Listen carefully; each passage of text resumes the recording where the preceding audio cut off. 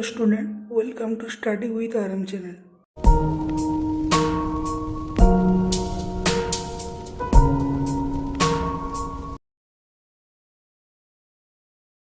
এবার আমরা একের দিকে গণিতটা করব।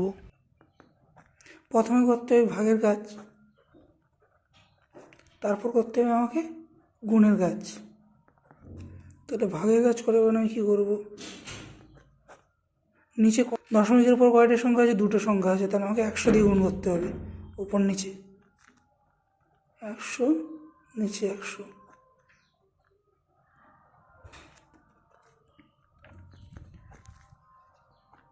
উপরে আমি 100 দিয়ে যদি আমি 0.06 দিয়ে গুণ করি তাহলে কত হবে? আমার 6 হবে। আর নিচেটা কত হবে? 3। 3 দুনে কত? 6। তাহলে আমার নিচে এখানটা কত হবে?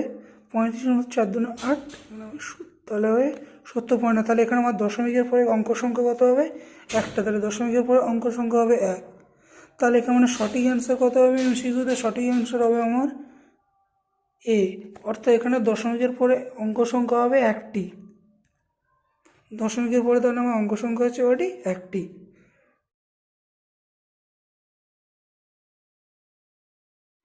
তা দিয়ে দেখুন যে কোনো সম্পত্তি 2/20 মূল্য 6543 টাকা হলে ওই সম্পত্তির 3/5 মূল্য ওই টাকা হচ্ছে বেশি হবে না, কম হবে না, সমান হবে না, কত অংশ হবে?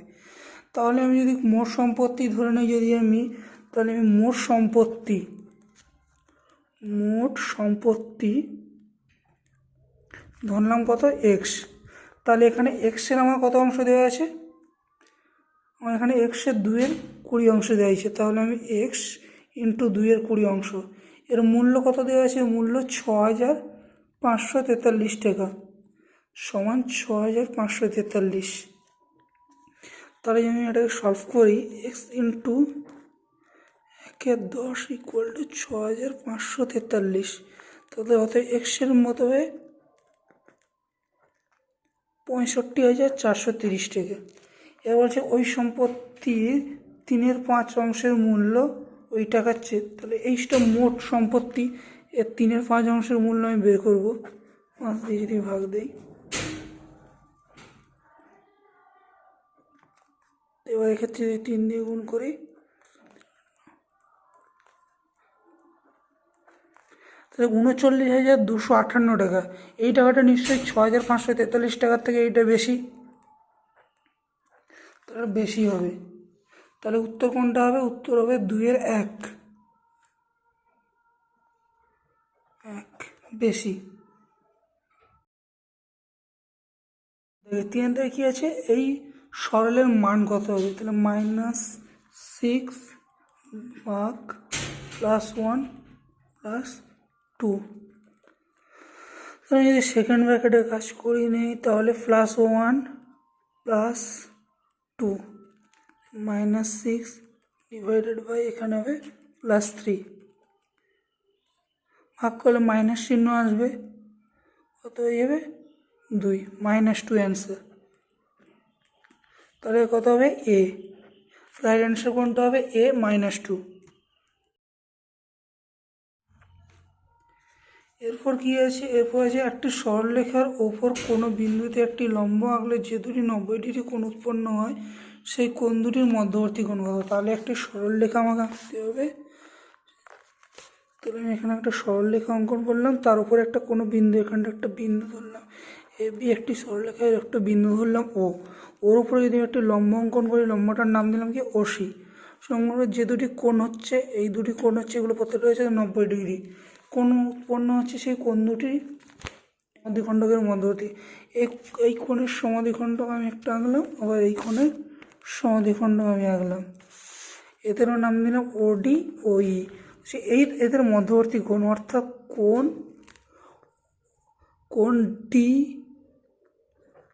কোণ ডি ও ই, এই কোণের মান কত হবে? এই কোণে তাহলে এই কোণের মান হচ্ছে কত? হচ্ছে 45°, এইখানটার মানও 45°। তাহলে টোটাল কত হবে? 90°। যেহেতু কি ছিল, এইটা আমার 90° ছিল, এর হবে এইটা 45°, এইটাও 45°, এইটা 45°, এইটা 45°, তাহলে 45 + 45 কত? 90°। তাহলে অ্যান্সার কী হবে? আমার অ্যান্সার হবে বি, 90°।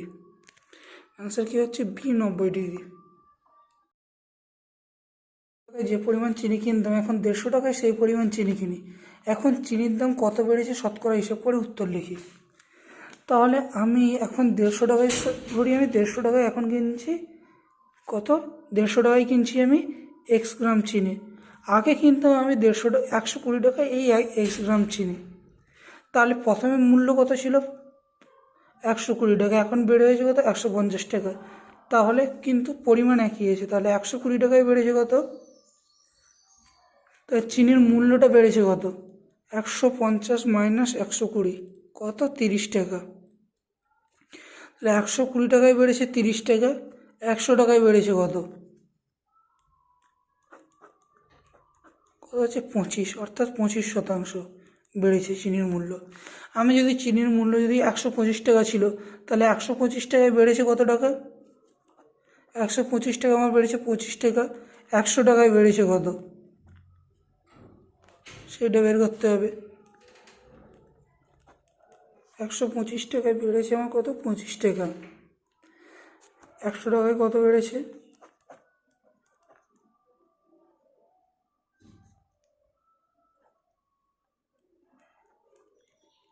তো 20% বেড়েছে।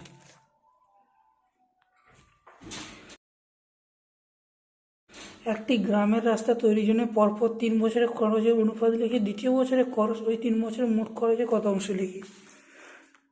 আমি ধরলাম যে পরপর 3 বছরের খরচ, প্রথম বছর, দ্বিতীয় বছর, তৃতীয় বছর, অনুপাত কত 1:2:3 ধরি।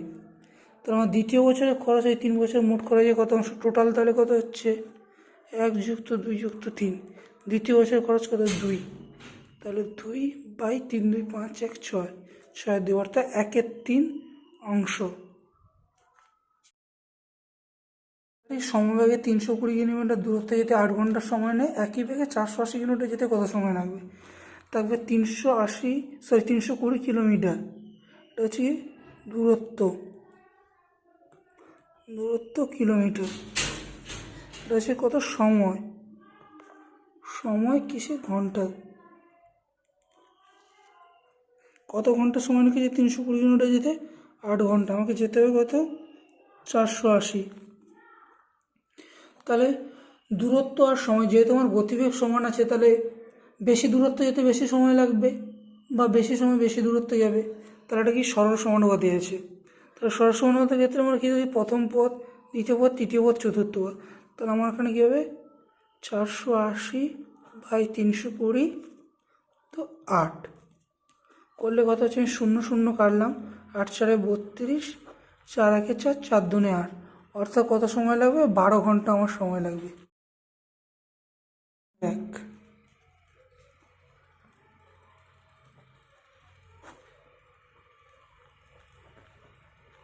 যে ফাঁকা ঘরে 3-এর সূচক আকারে একটি সংখ্যা এবং ঘরে 2-এর সূচক আকারে একটি সংখ্যা লিখে মান নির্ণয় করি। তাহলে আমাকে বলেছে যে এই ফাঁকা ঘরে 3-এর সূচক আকারে লবে একটি সংখ্যা লিখতে হবে আর হরে 2-এর সূচক আকারে একটি সংখ্যা। এখানে যদি লিখি 2^4, উপরে আমাকে বলেছে 3-এর সূচক আকারে লবে আর নিচে 2-এর সূচক আকারে। 3 কিউব করলাম, 3 স্কোয়ার করলাম, আর নিচের 2 যদি করি, এখানে যদি আমি 3 কিউব করি 2 স্কোয়ার করি তাহলে কত হবে 2^4, নিচে 2 স্কোয়ার, তাহলে উপরে কত 2 স্কোয়ার, 3 কিউব মানে 27, নিচে 6 কিউব মানে 216,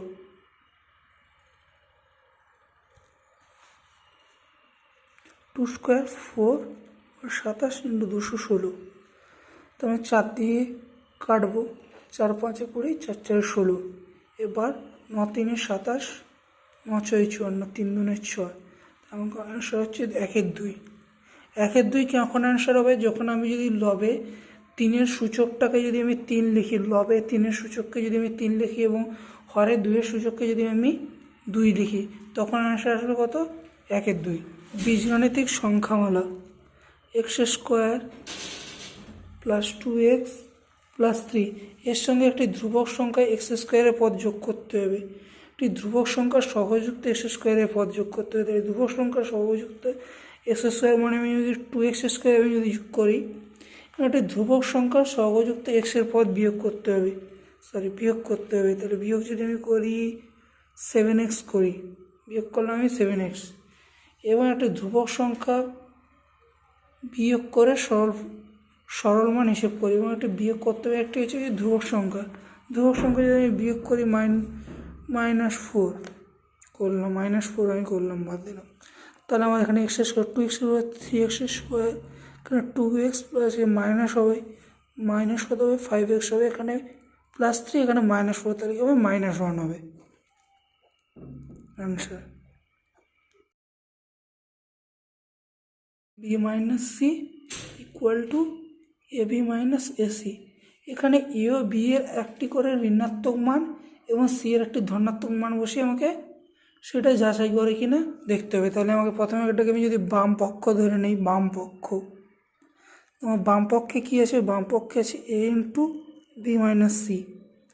তাহলে আমি যদি ধরে নিই এ ও বি এর একটু ঋণাত্মক মান, এ আর বি এর মানটা কত হচ্ছে -1 আর -2, আর সি এর ধনাত্মক মানটা আমি কত ধরি, যদি +3 ধরি, তো আমার এ এর জায়গায় ঋণাত্মক মান কত বসবে -2, বি এর জায়গায় ধনাত্মক মান কত বসবে 2, এবং সি এর ধনাত্মক মান +3 পাবেন। তাহলে -1 এখানে কত হয়ে যাবে, -1 এসে -5 গুণ হবে। তো গুণ করলে -1 এসে কী হবে, প্লাস হবে, তাহলে +5। এবার আমাকে কী করতে হবে,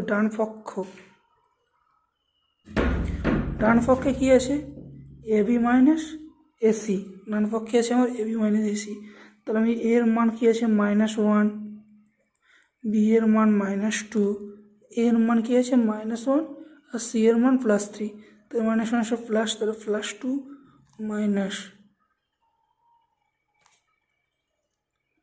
এখানে -1 এসে কী হবে, প্লাস হয়ে যাবে -3, -1 এসে +3, তাই কী হবে 5। তাহলে আমার কী হচ্ছে, অতএব বাম পক্ষ সমান ডান পক্ষ হয়ে যাচ্ছে।